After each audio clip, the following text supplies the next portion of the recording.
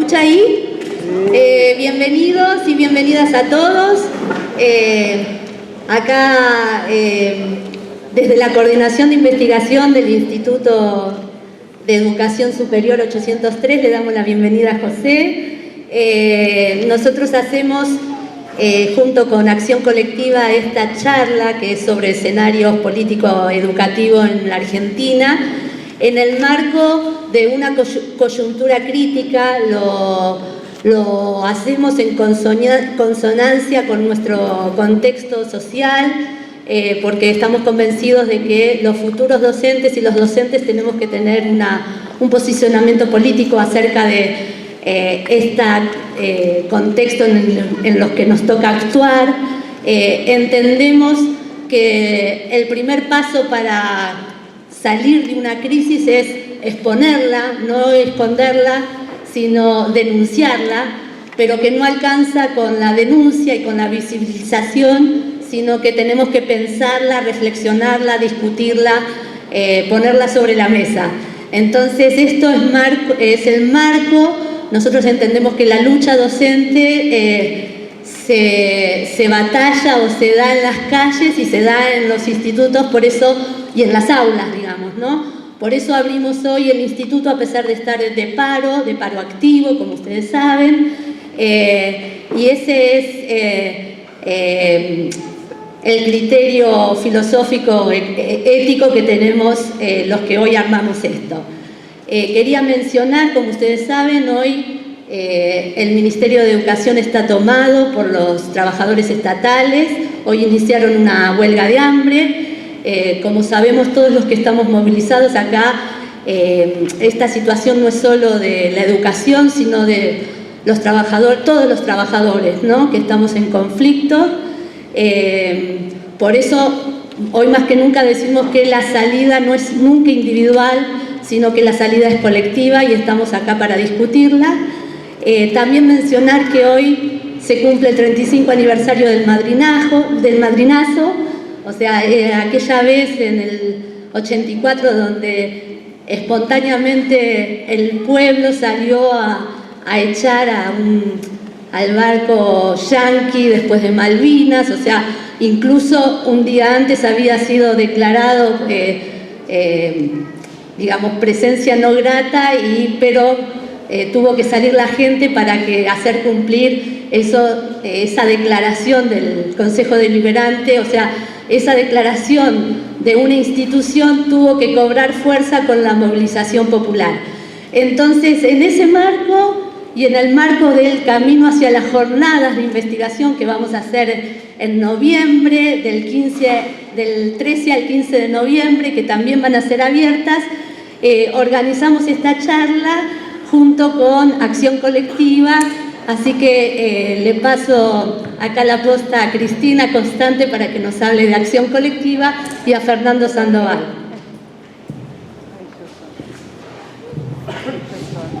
Bueno, buenas tardes, buenas noches.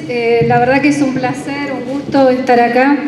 Y bueno, con Acción Colectiva nos conformamos en un grupo comprometido con las tareas de educar.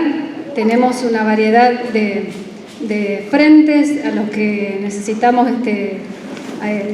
accionar y traccionar, y bueno, justamente lo hacemos a partir en consonancia con lo que dijo Mariel en este encuentro interinstitucional, y además creemos que la tarea de educar es un acto político, y entonces decimos que acá les vamos a agradecer a José porque estamos organizando esto a partir de una serie de charlas y de acciones que ya vamos a ir dando a conocer, pero fundamentalmente porque en momentos de crisis a uno le resulta muy difícil ser objetivo, y entonces en esta objetividad es que queremos ponerle palabras, necesitamos ponerle teoría para poder accionar, para poder entendernos como sujetos y sujetas de derecho. Y además entendemos que en este escenario en el que nos toca vivir necesitamos hacer un análisis en lo micro y en lo macro político. Así que bueno, fundamentalmente eso, agradecer a todos y a todas, a todos y bueno, que esto sea muy productivo y que sean por muchas acciones más.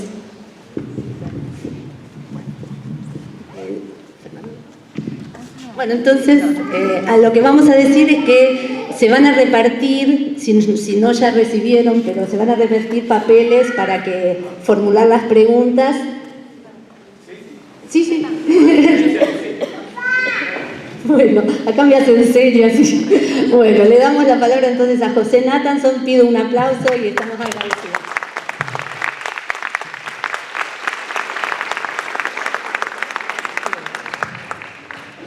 Bueno, buenas tardes a todos. Gracias en primer lugar por la invitación, los amigos del instituto, a Fernando, a Marilina. Siempre es bueno salir de Buenos Aires.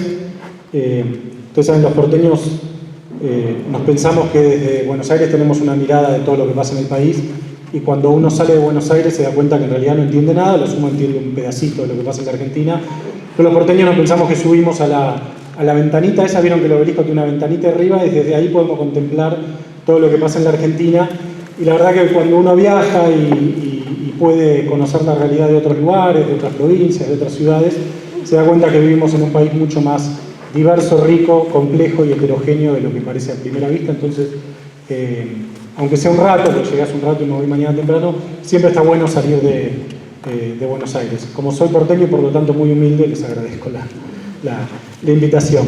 Lo que vamos a hacer, o lo que voy a hacer en este ratito, si les parece, es hablar unos 20 minutos para tratar de hacer primero un panorama de lo que está pasando en la región, en Sudamérica, y después hablar un poquito de lo que pasa en Argentina y hacer una nota al pie después sobre educación, en la certeza de que es muy difícil entender lo que pasa en nuestro país si uno no trata de entender primero lo que está pasando en nuestra región, digamos, ¿no? Que siempre la coyuntura política argentina hay que mirarla, por lo menos a mí me gusta mirarla, en una perspectiva un poco más amplia. Después sí aterrizar en Argentina, y después por ahí hago algún comentario sobre educación más puntual, porque no soy un especialista en educación. Soy periodista, no soy especialista en nada, pero menos en educación, ¿no? Y después hacemos unas preguntas, ¿verdad? A través de unos papeles y demás.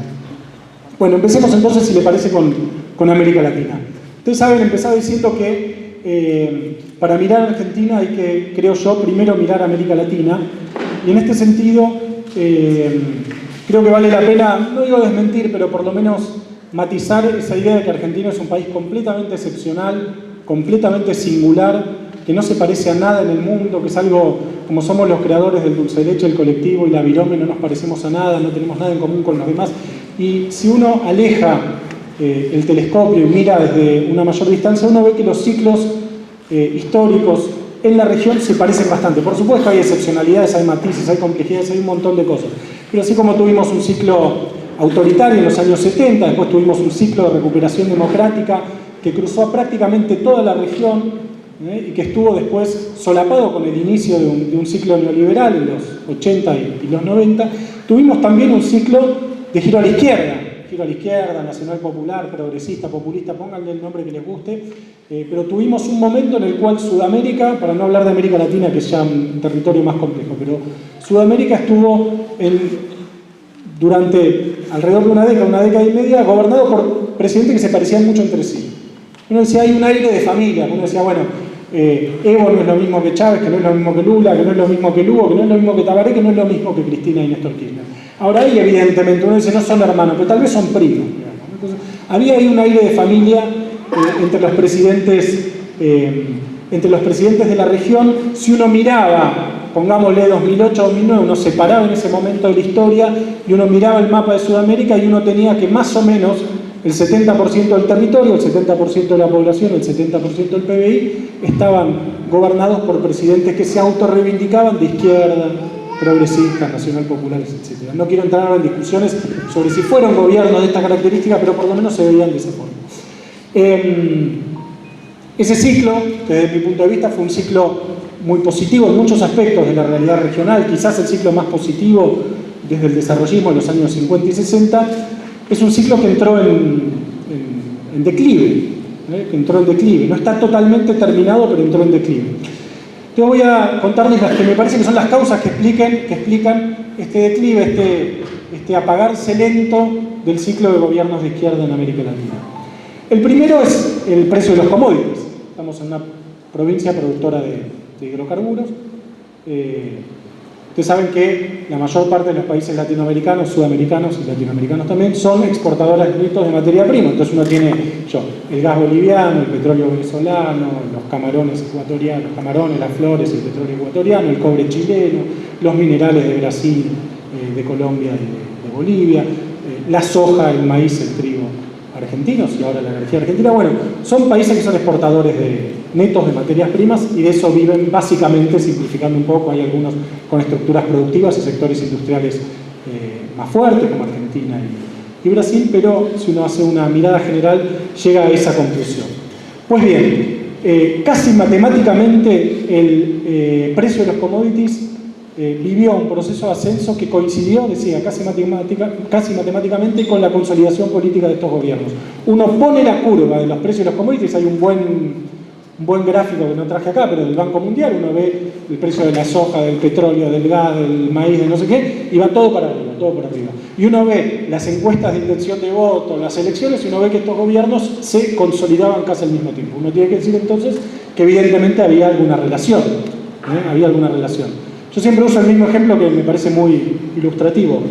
Hubo un momento, el dato es muy impactante, muy impresionante. Hubo un momento en el que un kilo de lomo costaba más que un kilo de Audi. O sea, uno agarraba un kilo de lomo comprado en un supermercado europeo, ¿no? En un supermercado en París o en Nueva York, y hacía un Audi de lomo, no sé cómo sería ese procedimiento, digamos, sería más grande, me imagino, y lo medí, me fijé cuánto cuesta un Audi nuevo, el modelo, yo no sé mucho de autos, pero el modelo más barato de Audi, lo dividías por el peso y te daba más barato que el kilo de lomo. Entonces, un momento en el cual las materias primas, y el lomo es una expresión de lo que pasaba con la soja, que llegó a valer $600 la tonelada, con el petróleo, $120 y demás y demás. Bueno, ahora un kilo de lomo vale la mitad que un kilo de Audi, más o menos. La soja vale la mitad, el petróleo vale la mitad, etc. Entonces, primer punto que explica el declive del giro a la izquierda en América Latina es este. Segundo punto, lo que la CEPAL, la Comisión Económica para América Latina y el Caribe, llama el pico distributivo. Todos estos gobiernos habían producido avances muy importantes en términos sociales, de lucha contra la pobreza, de lucha contra la indigencia, es decir, contra la pobreza extrema, contra el hambre, y en menor medida de lucha contra la desigualdad. Estos avances fueron especialmente notables en los lugares más pobres de la región. En Argentina hubo muchos avances, pero no fueron tan rápidos y tan notorios como fueron, por ejemplo, en los dos lugares más pobres de Sudamérica, los dos lugares más parecidos al África subsahariana de Sudamérica, que son el altiplano boliviano y el nordeste brasilero. Ahí hubo realmente revoluciones sociales, ¿no? Producidas por estos gobiernos de izquierda, por los planes, los derechos sociales, por los planes de asistencia de transferencia de ingresos, por la asignación universal por hijo, por el Bolsa Familia Brasil y demás. Bueno, hubo un momento en que esto tocó un techo. Y uno lo veía muy claro, después cuando hablemos de Argentina por ahí lo conversamos mejor, pero uno veía muy claro cómo, sobre todo en sus últimos años, el gobierno de Cristina desplegaba más y más decisiones, medidas, programas, derechos, asignación universal por embarazo, nueva fase de procrear, nueva moratoria jubilatoria, no sé qué, y la situación social quedaba amesetada, que era la palabra que se usaba en ese momento, ¿no? Entonces, evidentemente había un problema. El modelo económico, el modelo de desarrollo había tocado un techo y ya no alcanzaba para seguir incluyendo más gente. Había un problema. Si vos no tocabas el modelo de desarrollo muy centrado en estas materias primas a las que hacía referencia recién, era muy difícil seguir metiendo gente adentro del mercado, del consumo, del bienestar, de la clase media, de la educación, etc.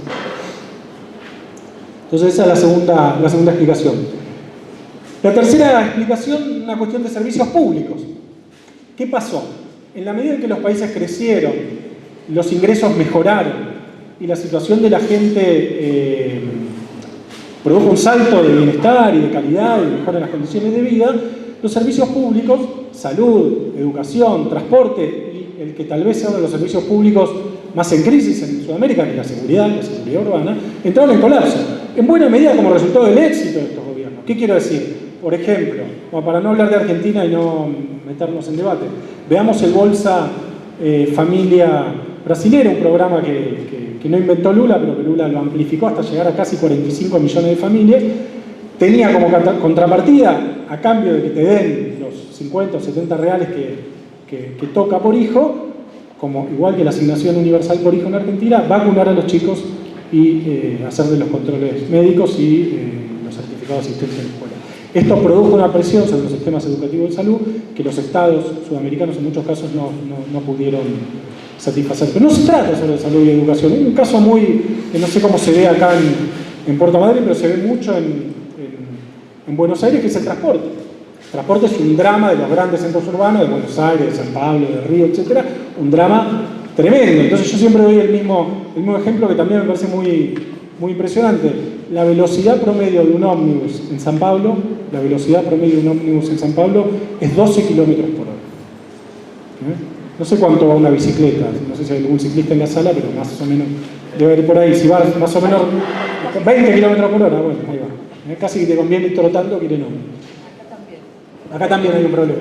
Claro, pero bueno, voy a tratar de no hablar trato de cuando salgo de Buenos Aires, no hablar de cosas que no sean América Latina, Argentina, o al menos Buenos Aires, porque meto la pata, además realmente no conozco. Entonces doy esos ejemplos. Entonces, hubo una incapacidad, una dificultad de estos gobiernos de dar soluciones a estos nuevos problemas. Si uno ve las manifestaciones de descontento popular que se multiplicaron en los últimos años de todos estos gobiernos, desde las manifestaciones en Brasil contra Dilma, después de que la reeligieron presidenta, los cacerolazos argentinos y otra serie de marchas y protestas que se multiplicaron por la región, tenían mucho que ver con esto, con seguridad, con servicios públicos, y también con otro tema, al cual lo paso medio por arriba, pero si quieren en las preguntas después volvemos con esto, que es la corrupción.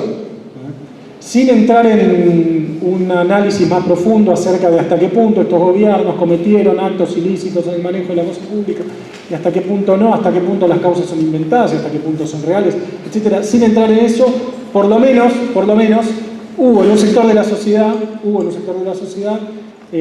la certeza, muy acicateada, por supuesto, por los medios de comunicación, pero en todo caso hubo la certeza de que estos gobiernos no habían sido todo lo limpio que se pretendía en el manejo de los dineros públicos, digamos. Entonces, todas estas causas, los precios de los commodities y del kilo de lomo, el pico distributivo, la falta de respuesta a estos nuevos problemas, que se resume en una cuestión muy interesante. Me señalaba una vez cuando invitamos a Marco Aurelio García, principal asesor de política exterior de Lula y de Dilma. Lo invitamos a una actividad en el Diplo en Buenos Aires. Él murió 10 días después, justo, cuando volvió a San Pablo, y él decía una cosa interesante, decía: nosotros le mejoramos mucho la vida a la gente de la puerta de la casa para adentro.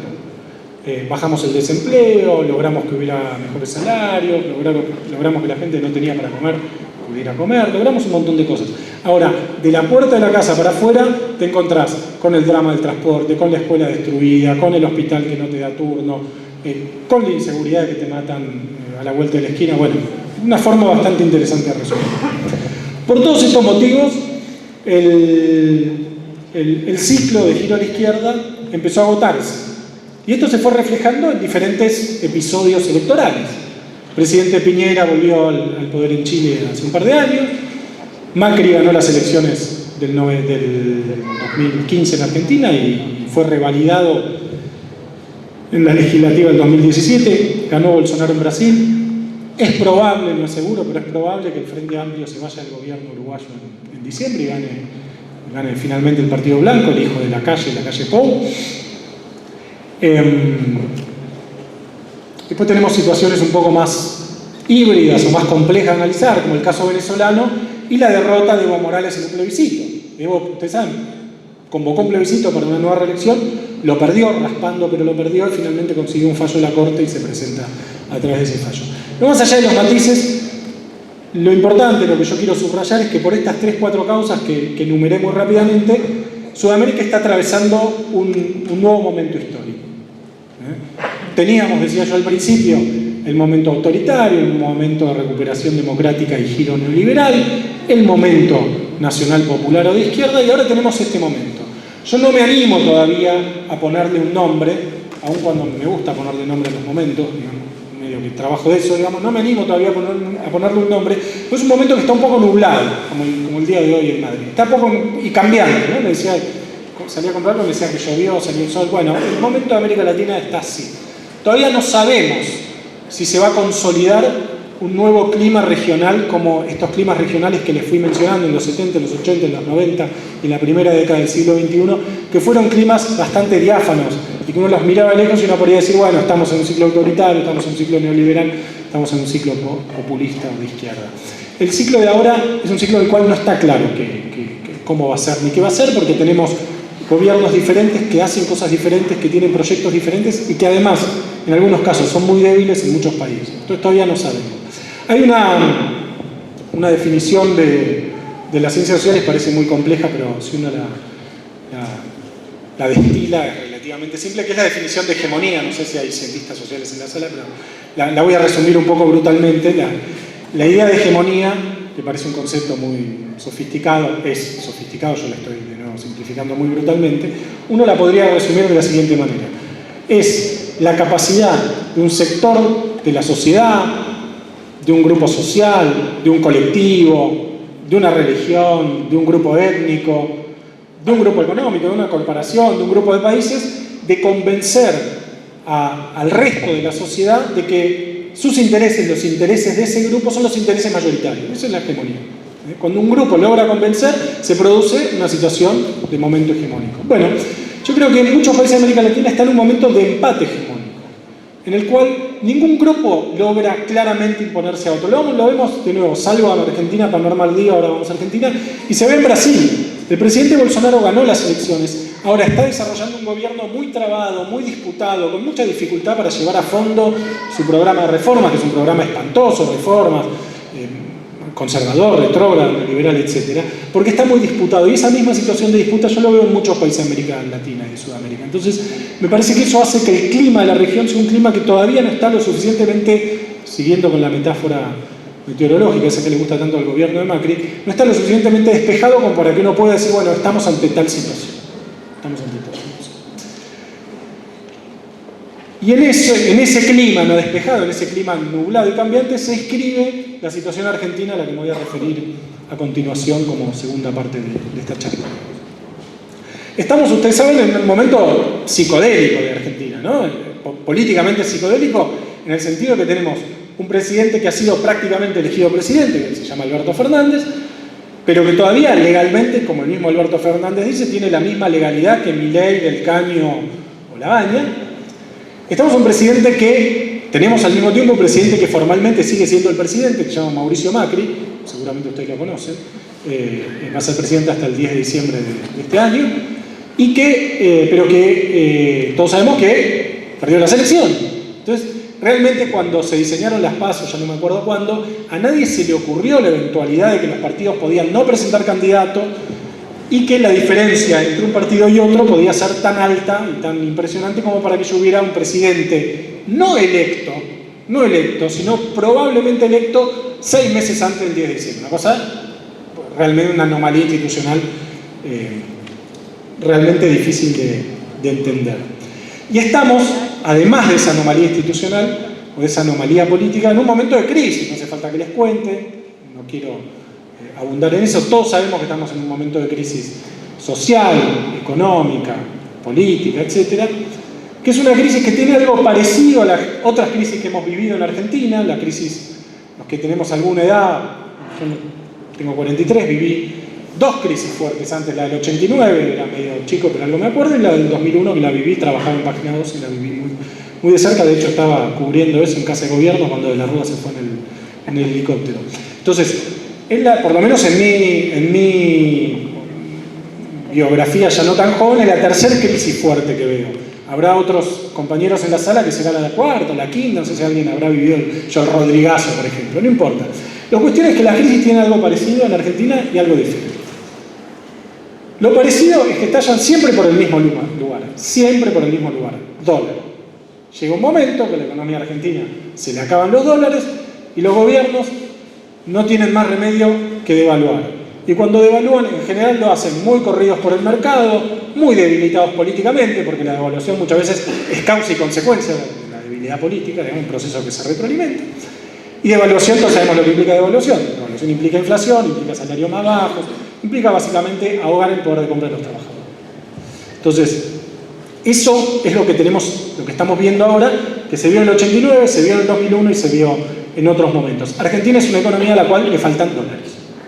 Cualquier economista heterodoxo lo dice y lo viene repitiendo y está recontraprobado hace muchos años. De nuevo, por citar una cosa que hicimos con Le Monde, nosotros publicamos una nota de Aldo Ferrer, fue el gran maestro de la economía heterodoxa argentina. De nuevo, Aldo Ferrer se murió igual que Marco Aurelio una semana después de que publicamos la nota. No les recomiendo publicar notas en Le Monde, la verdad que es como, no sé si sabían que estaba probado que te daban el premio Nobel de literatura y te morías a los 2 años. Fue hace un montón de tiempo, claro, se lo dan a gente mayor, digamos. Y cuando se lo dieron a García Márquez, se lo dieron muy joven, creo que a los 40 y pico, el tipo decía, no quiero que me lo des.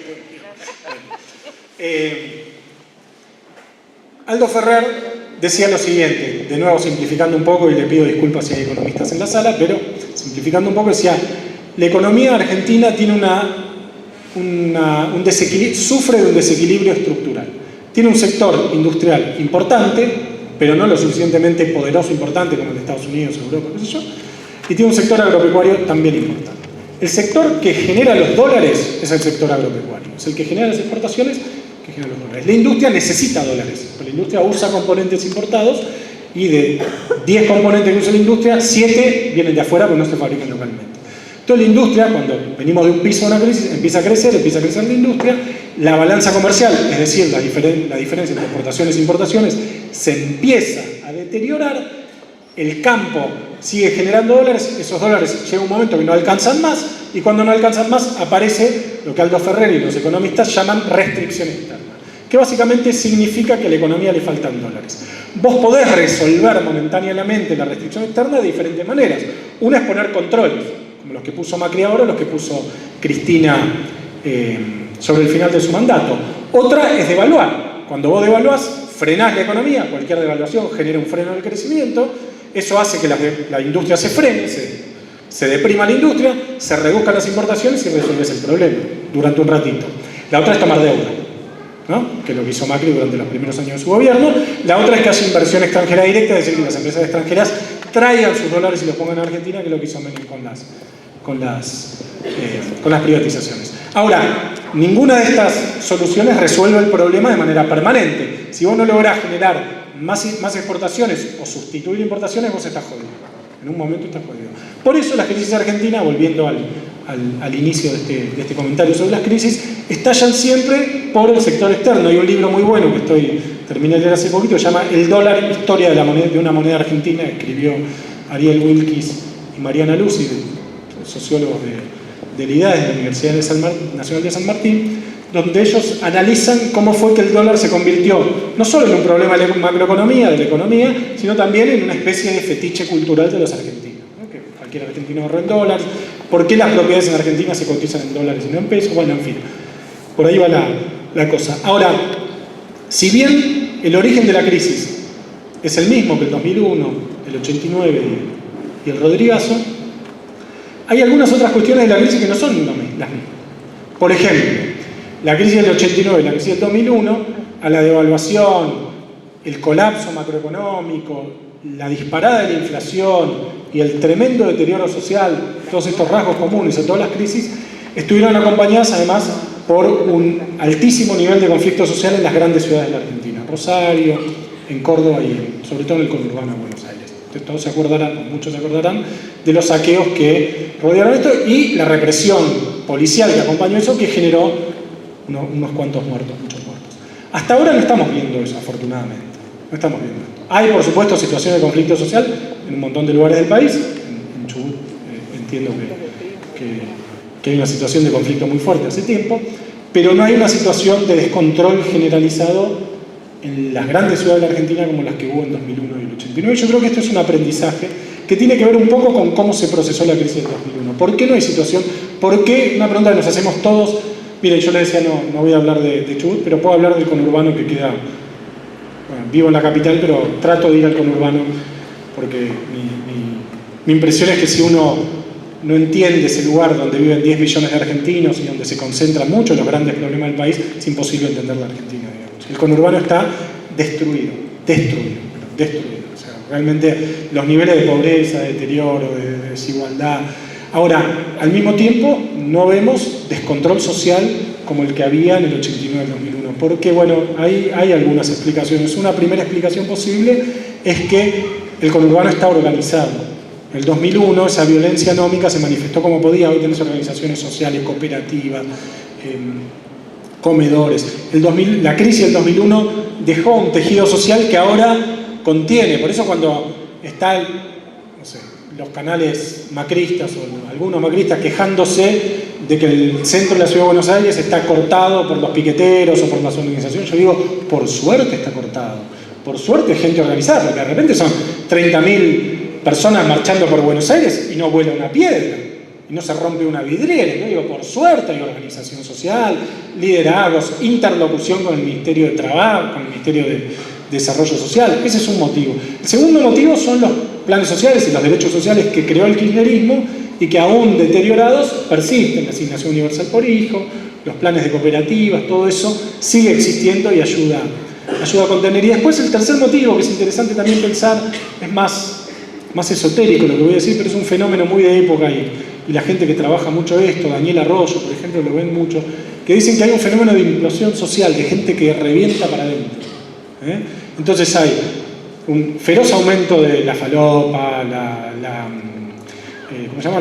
Los psicofármacos, o sea, es el conurbano, los sectores más pobres del conurbano es un festival de ribotril, digamos, o sea, eso de la violencia intrafamiliar, de la violencia de género, de discusiones entre vecinos que escalan rápidamente y se agarran a trompadas. Todo eso se está viendo. Ahora eso no se termina de organizar como por ahí se organizaba en el 89, el 2001, en saqueos masivos a los supermercados. De algún modo se individualiza, se mete para adentro y explota de otra manera. Lo cual no quiere decir que no produzca sufrimiento y que no explote, pero lo estamos viendo de otra manera. Entonces eso es lo que yo creo que es el contexto de crisis en el que estamos ahora. En el cual, y ahora sí un último comentario político antes de hablar de educación, en el cual, en contexto de crisis, contexto latinoamericano nublado, un contexto de crisis macroeconómica producida por el dólar y de crisis social y económica producida por las políticas de este gobierno, y finalmente un nuevo gobierno, un nuevo presidente que va a asumir el poder el 10 de diciembre. Otro de los acuerdos que marca una diferencia con el 89 y el 2001, creo yo, con las otras crisis, es que ninguno de los actores políticos importantes quiere que Macri se vaya antes del 10 de diciembre. O sea, no hay actores, no hay sindicalistas, intendentes, gobernadores, organizaciones sociales, por lo menos hasta donde yo puedo ver, trabajando seriamente para que Macri se vaya antes del poder. O sea, hay una idea de que el gobierno, aun siendo un gobierno pésimo, tiene que terminar su mandato, porque si no, esa excepcionalidad institucional es un problema para la Argentina. No digo ni que esté bien ni que esté mal, simplemente digo que ni el peronismo, ni los sindicatos, ni los movimientos sociales quieren eso. Y eso también ayuda a que la crisis se contenga. Entonces, en ese contexto tenemos un nuevo gobierno y un nuevo presidente que se llama Alberto Fernández y que va a asumir el poder el 10 de diciembre probablemente. Yo creo que lo que los analistas y los que nos dedicamos a pensar la política, a mirar la política, a tratar de entender la política, nos tenemos que preguntar ahora es ¿cómo va a ser el gobierno de Alberto Fernández? Yo me pregunto, ¿cómo va a ser el gobierno de Alberto Fernández? Respuesta, no tengo ni idea, pero tengo algunas líneas que me permiten a mí tratar de intuir cómo puede, y voy a ser, empecé diciendo que soy porteño y por lo tanto humilde, voy a ser modesto en esto, tratar de intuir cómo yo creo que puede llegar a ser el gobierno de Alberto Fernández, un poco por mi intuición y otro poco por hablar con la gente que rodea a Alberto Fernández, con el mismo Alberto Fernández, por las declaraciones y por los comentarios que uno tiene. Va a ser un gobierno que va a asumir con un enorme nivel de legitimidad popular, porque todo indica que va a ganar en primera vuelta. No sabemos cuántos votos va a sacar, pero seguramente va a sacar muchos votos, tal vez como Cristina en 2011, el 54%, no lo sabemos. Va a haber una diferencia fuerte con el presidente Macri, así que no va a haber ninguna duda de que va a ser un presidente con legitimidad popular diferente a, qué sé yo, Néstor Kirchner, que asumió con el 22% porque no pudo ir al balotaje por menos, ¿no? Y al mismo tiempo no va a ser un gobierno capitaneado por un líder de popularidad, por un político conocido, por un político querido. De hecho, Alberto Fernández era un dirigente que, más allá del círculo rojo, más allá de los ámbitos más politizados, tenía, lo marcaban todas las encuestas, altos niveles de conocimiento. Un sector importante de la sociedad que no sabía quién era Alberto Fernández. El tipo se tuvo que hacer conocido, por eso su primer spot empieza: tal vez no me recuerdes. Tal vez no lo recuerdes. Así empieza. El primer spot de Alberto de cara a las PASO empezaba: tal vez no lo recuerdes, pero junto a Néstor Kirchner ayudé a sacar al país de la crisis.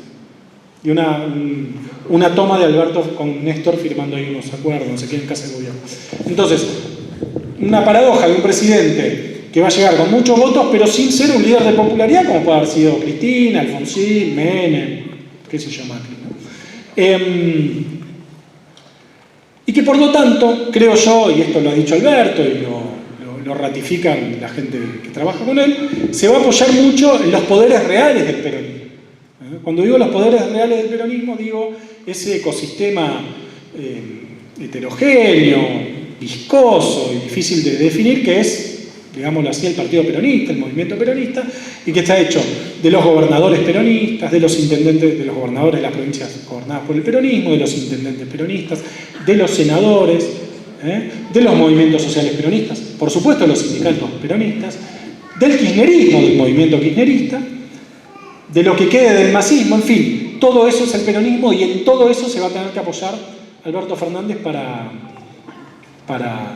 llevar adelante su gobierno, que va a ser un gobierno con muchas restricciones, va a asumir con muchas limitaciones y con muchas restricciones. La primera restricción es el kilo de lomo, que no cuesta como un kilo de Audi, digamos, ¿no? Es la primera restricción básica. La segunda restricción, también comparándolo un poco con el gobierno de Néstor Kirchner del 2003, que es por ahí el gobierno con el que uno, creo yo, debería comparar lo que puede ser la próxima experiencia de gobierno de Alberto. El gobierno de Néstor Kirchner asumió en un momento de default de la deuda, es decir, el gobierno no estaba pagando la deuda, porque Rodríguez había declarado la moratoria o el default de la deuda unos días antes. El gobierno de Alberto va a asumir en un contexto en el que formalmente hay un acuerdo firmado con el FMI que dice que vos tenés que pagar tanto, no sé cuántos miles de millones en 2020, no sé cuánto en 2021, o sea, hay una serie de compromisos que firmó el Estado argentino, el presidente Macri en representación del Estado argentino. Alberto ya ha dicho que va a tener que renegociar eso, que va a querer renegociar esos compromisos.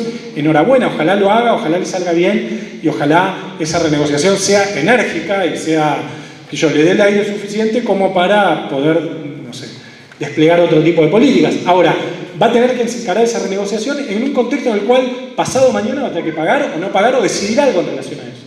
En cambio, Néstor Kirchner no. Néstor Kirchner tuvo una especie de ventana de dólares que le permitió, hasta que se renegoció la deuda en 2005, tener un tiempo para usar esos dólares para recuperar la economía. Alberto no va a tener esa ventaja tampoco. Entonces no va a tener el kilo de lomo, no va a tener esa ventaja, va a tener otras ventajas. Va a tener una serie de programas sociales y derechos sociales funcionando, que el macrismo deterioró pero no terminó de cancelar del todo. Él, apoyándose en eso, yo creo que puede producir una recuperación del poder de compra de los argentinos bastante rápida, si le pone un poco de onda. Y va a tener otra restricción, que es la convivencia con Cristina y con el kirchnerismo. Vamos a ver cómo es esa convivencia. Yo espero y aspiro que sea buena, es más, yo creo que va a ser buena. Pero Alberto y Cristina son personas que piensan diferente en un montón de temas. O sea, tenemos dos líderes que no piensan igual. Uno dice, bueno, hay una ley de la política que dice, dos líderes que no piensan igual, ocupan posiciones de poder importantes, en algún momento tienen que chocar. Esto es inevitable, es casi una ley de la política. No creo que sea tan así. De hecho, hay una experiencia en la cual Cristina ya aceptó compartir el poder en un momento en el que ella era más popular que el líder que era Néstor. Ya nadie se acuerda, pasó hace 200 años, cuando Néstor asumió el gobierno en 2003.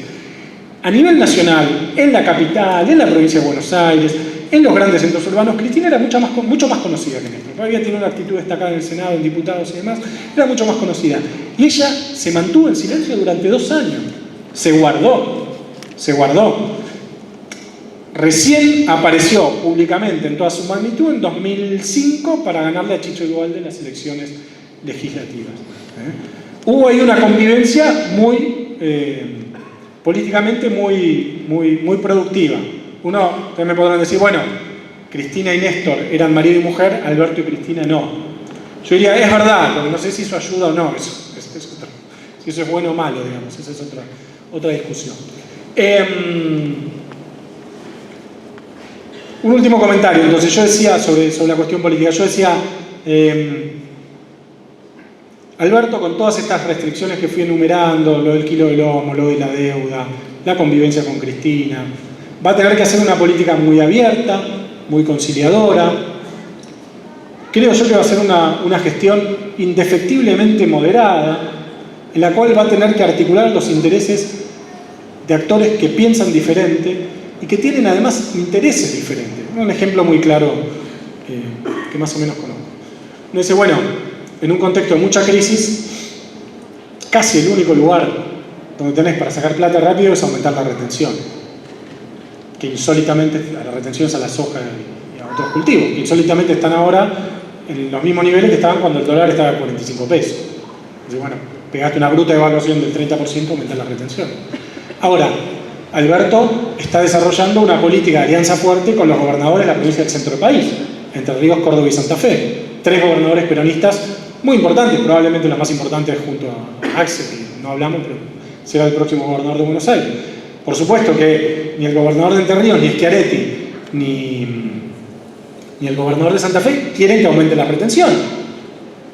Son gobiernos que dependen muy centralmente de la producción agropecuaria, de la exportación y de la soja.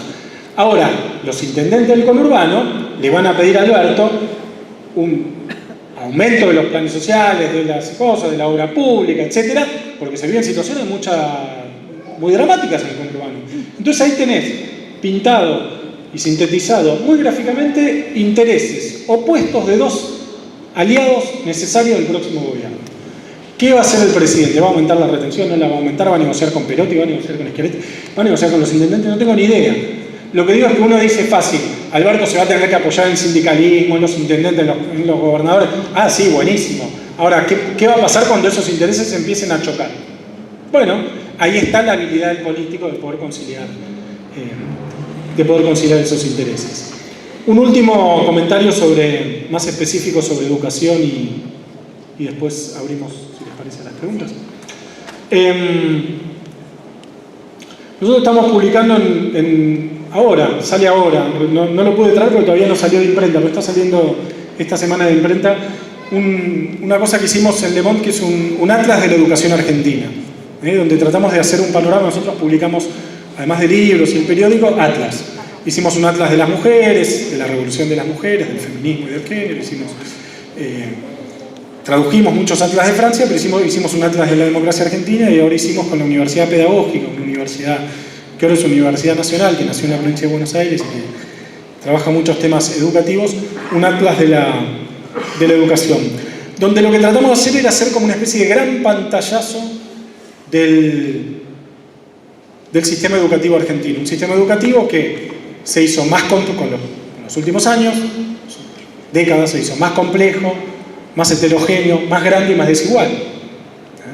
Más desigual, más grande, más complejo y más heterogéneo. Tratamos de mostrar eso y de recorrer los diferentes desafíos de la educación, desde los más globales, de las nuevas tecnologías en el aula y qué sé yo, hasta los más específicos, de ver algunos casos interesantes, China, Finlandia, no sé qué, ver qué es lo que uno puede aprender de eso sin la necesidad de copiar modelos. Es decir, tratamos de hacer un panorama muy general de eso. Y entonces yo podría decir dos cosas en relación a esa que aprendí haciendo este atlas. En primer lugar, que yo veo, desde mi lugar de no especialista en educación, que es casi un lugar común de la política argentina pedirle a la educación que resuelva todos los problemas del país. ¿Sí? Bueno, con educación pública todo se soluciona. Y la verdad que con la educación pública no se soluciona todo, se solucionan un montón de cosas y ojalá tengamos mucha mejor educación pública muchos años, pero hay cosas que no se solucionan. Cualquier docente, de nuevo no hablo de Madrid para no meterme en lo que no sé, cualquier docente de una escuela del conurbano te dice, los chicos que si no desayunan a la mañana antes de venir a la escuela, no aprenden igual que el chico que desayuna. Eso no tiene nada que ver con la escuela, tiene que ver con la capacidad del Ministerio de Educación, del Ministerio de Desarrollo Social de crear un plan alimentario, la capacidad del mercado de trabajo de insertar laboralmente a los padres de esos chicos. Entonces, a la misma oferta educativa, diferente capacidad del chico de adquirir esos conocimientos. Entonces, por un lado eso, creo que daría la impresión, y esa es una de las conclusiones que sacamos haciendo eso, que pedirle demasiado, pedirle al sistema educativo más de lo que el sistema educativo puede dar, es un problema, porque si no, el riesgo es la decepción y empezar a buscar recetas mágicas, tipo el gobierno, la ultraevaluación, o en algún momento en los 90 se hablaba de las escuelas charter y qué sé yo, cuando las recetas no son mágicas, tiene que haber un desarrollo obviamente mucho más integral. Y el último comentario, y ahí sí, ahora sí cierro de verdad, y retomo algo que dije al principio, arranqué esta charla diciendo que Argentina no es excepcional, que no es tan singular, que si uno mira América Latina, si uno mira la región, uno ve que los ciclos más o menos se dan todos juntos y que hubo un momento en el que Argentina no era tan diferente, o por lo menos no tenía gobiernos de orientación tan diferente a los de Brasil, Chile, Uruguay y otros países. Ahora, hay algunas cosas que nos hacen diferentes. Y una de las cosas que nos hacen diferentes es el sistema educativo. Claramente es el sistema educativo. Ningún país de América Latina tuvo una educación pública tan formidable y tan temprana. Ningún país de América Latina tiene las universidades que tiene Argentina. Ningún país de América Latina es una pavada, pero tiene la cantidad de docentes por habitante que tiene Argentina. Eso yo creo que es algo muy bueno. Es algo muy bueno. El hecho de que el sistema educativo público, gratuito, universal, inclusivo o de pretensión inclusiva, que intenta incluir, haya sobrevivido a la dictadura, a todas estas crisis de las que hablábamos, al macrismo, yo creo que es algo que hace de la Argentina un país diferente. Por eso les agradezco de nuevo la invitación y estoy muy contento de haber estado acá. Gracias a todos por escuchar.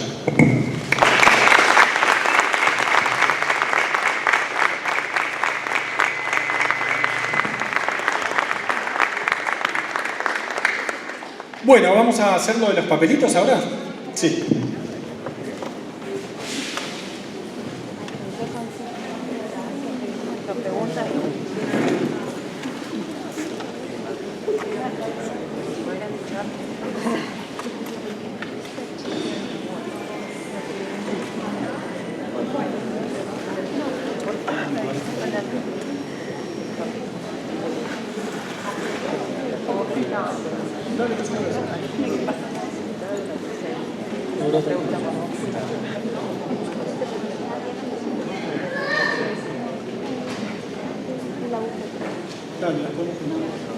Bueno, empiezo con dos preguntas que tengo acá. Las leo juntas porque son convergentes, digamos. La primera pregunta es si el momento político latinoamericano no es también reflejo de lo que pasa en Europa y Estados Unidos. Y la segunda es si la asunción de Fernández en diciembre va a impactar en América Latina y cómo van a ser las relaciones en este sentido con presidentes neoliberales como Bolsonaro y con el FMI. En relación a la primera pregunta, lo que pasa en Estados Unidos y Europa, yo creo que contra lo que pasaba en otro momento del mundo, mirar Europa y Estados Unidos no resulta tan útil para entender lo que pasa en América Latina. Hubo momentos que sí, y hubo momentos que incluso fue al revés. Obviamente es difícil entender que el mayo francés del 68 sí la Revolución Cubana del 99, no sé, por decir algo, ¿no?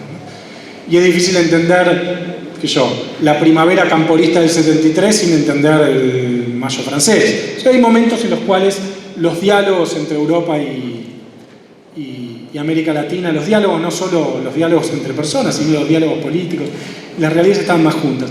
Yo creo que lo que habitualmente se llama el primer mundo están viviendo una crisis formidable de identidad, de un montón de cosas, pero que lo que pasa allá ayuda poco a entender lo que pasa acá. Creo que estamos en una realidad bastante desenganchada, para bien y para mal. No digo ni que sea bueno ni que sea malo de lo que pasa en el primer mundo. Yo un poco conozco Estados Unidos, sobre todo conozco Europa por trabajo, además viajo bastante, y Europa está en un momento de crisis fenomenal. Uno podría decir, bueno, ojalá en Argentina estemos en la crisis europea, ¿verdad? Ahora, al lado de cómo le iba a Europa, al lado de la perspectiva de Europa y al lado de algo mucho más difícil de cuantificar, pero yo creo que es muy importante, que Europa parecía que no tiene proyecto, que no tiene destino, que no tiene que ya no tiene hacia dónde ir, digamos. Entonces aparecen esas salidas desesperadas, Le Pen, la extrema derecha, el partido Vox en España y demás. Yo creo que eso no termina de ser interesante para entender lo que pasa en Argentina y en América Latina en este momento. Y en relación a la pregunta de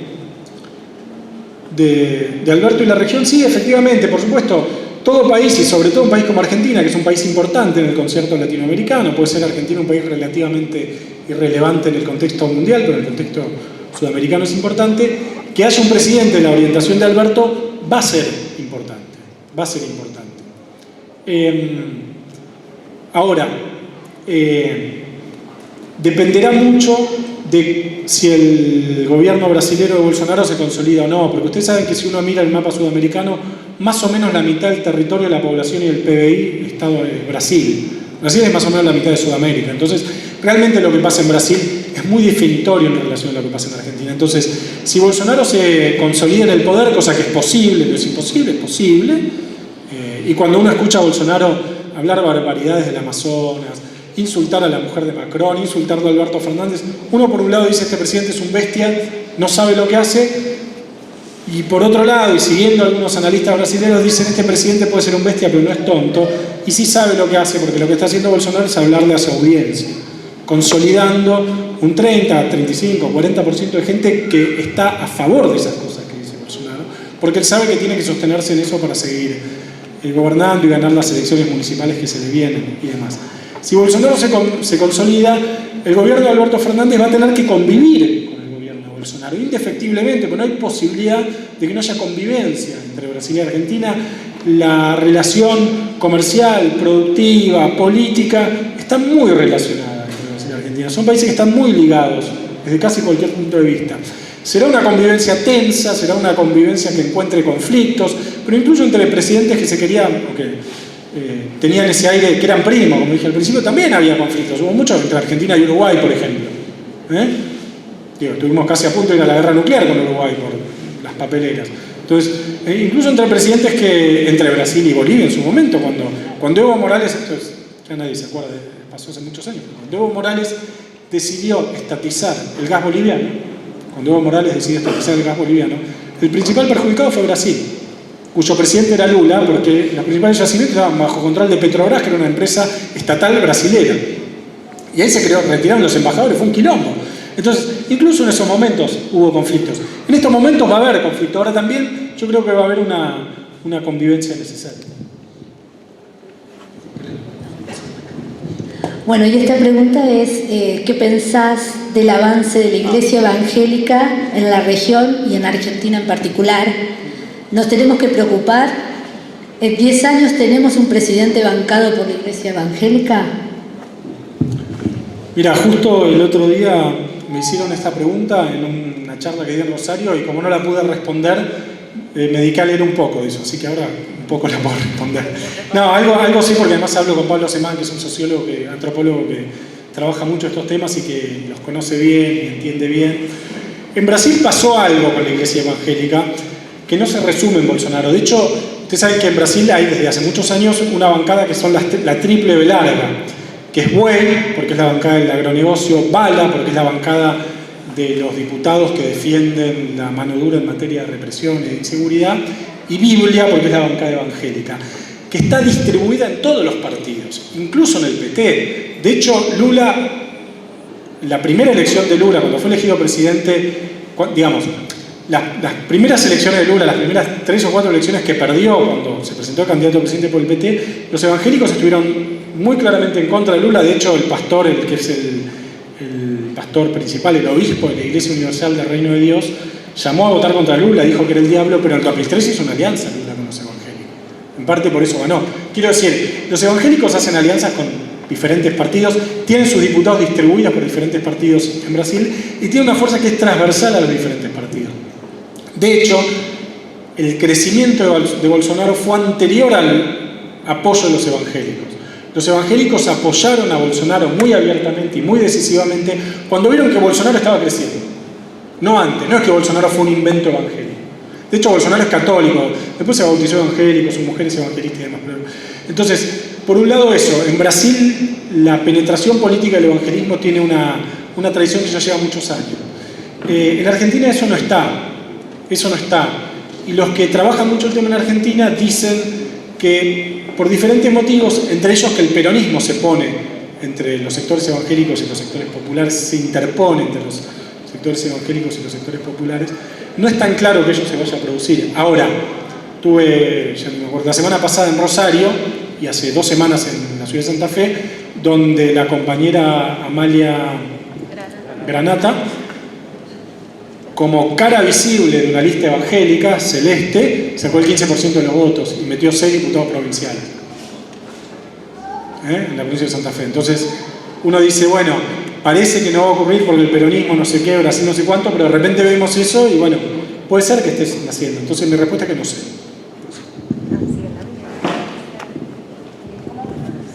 ¿Cómo podemos llegar a caer en el fondo? Podemos llegar a caer en el fondo, igual que Grecia con el FMI.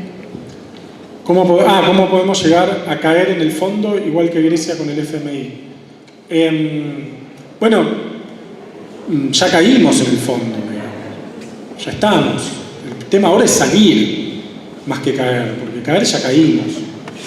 Y todos los economistas, incluso los más heterodoxos, los que trabajan en el peronismo, el equipo de Axel Kicillof y demás, dicen que con el fondo no tenés otra que renegociar. Vos no le podés declarar el default al fondo, como se hizo con la deuda con los tenedores de bonos privados. Hay una diferencia muy importante porque automáticamente salís de una serie de acuerdos internacionales, te suspenden en todos lados, qué sé yo. Entonces, no hay otra solución que ir y renegociar con el fondo. Ahora, el fondo depende, Argentina depende del fondo, el fondo también depende de Argentina, porque el fondo tiene la mitad más o menos de su capacidad prestable, palabra horrible que usan los economistas, puesta en un solo país que es Argentina. Entonces, el fracaso en términos de reputación, de prestigio y de imagen del fondo, si cae el programa argentino, sería un fracaso importante para el fondo. ¿Hasta qué punto al fondo le importa o no le importa? No lo tengo claro. El fondo cambió de directora gerente, se fue Christine Lagarde y entró una nueva directora gerente. Esto podría jugar en contra de una negociación argentina, porque la nueva directora gerente podría decir: yo no tengo nada que ver, fue la anterior. Entonces la verdad que no sé, lo que sí sé es que vamos a ir a una renegociación que va a durar un tiempo largo y nos va a tener con los pelos de punta. ¿Cómo es la situación de México en la coyuntura actual latinoamericana? Bien, está muy bien la pregunta porque no hablé de México. Yo diría lo siguiente: lo que llamamos América Latina, lo que habitualmente llama América Latina, yo creo que hay que dividirla en 2. De hecho está dividida en 2. Del canal de Panamá hacia abajo es una realidad, del canal de Panamá hacia arriba es otra. Los países sudamericanos vivimos en una región, Sudamérica, que tiene algunos rasgos comunes, que ha atravesado todos estos momentos que yo les fui describiendo y demás. Ahora, del canal de Panamá para arriba, Centroamérica, los países centroamericanos, el Caribe y México están indefectiblemente atados a Estados Unidos desde el punto de vista migracional, comercial, económico, de seguridad, forman parte del segundo perímetro de seguridad norteamericano. Entonces están muy atados a Estados Unidos y por lo tanto la realidad política es muy diferente, vive en ciclos diferentes. No digo que no haya cosas que se puedan pensar y comparar y trabajar, pero están realmente en otro planeta. Voy a un ejemplo muy claro: siempre se habla de 40 millones de mexicanos en Estados Unidos, pero El Salvador tiene una población que creo que son 6-7 millones de habitantes, de los cuales 3 millones viven en Estados Unidos. Vos tenés más o menos la mitad de la población viviendo en otro país. Ningún país sudamericano tiene esa proporción de emigrados en Estados Unidos. Son países que han firmado todos tratados de libre comercio con Estados Unidos. México, incluso Nicaragua, gobernada por el gobierno de izquierda de Ortega. Ninguno se salió de esos tratados de libre comercio con Estados Unidos. Entonces, es un planeta diferente. Dicho esto, creo que el triunfo de López Obrador en México, el hecho de que haya un presidente mexicano de izquierda, mucho después del giro de la izquierda en Sudamérica, puede ayudar a algunas cosas de Sudamérica, por ejemplo, a ayudar a resolver o a consensuar algún tipo de posición un poco más productiva en relación al conflicto venezolano, por ejemplo. México creó un grupo con México y Uruguay contra el Grupo de Lima, que es el que forman los países gobernados por la derecha en Sudamérica, para tratar de buscar una solución conjunta y entre oposición y chavismo. Bueno, ahí puede, por ejemplo, ir a jugar Alberto a partir del 10 de diciembre. Ahora, más allá de eso, no tengo claro hasta qué punto un gobierno de izquierda en México puede ser útil o puede ser interesante o importante para Argentina. En relación a la minería, dice, ¿qué piensa de la explotación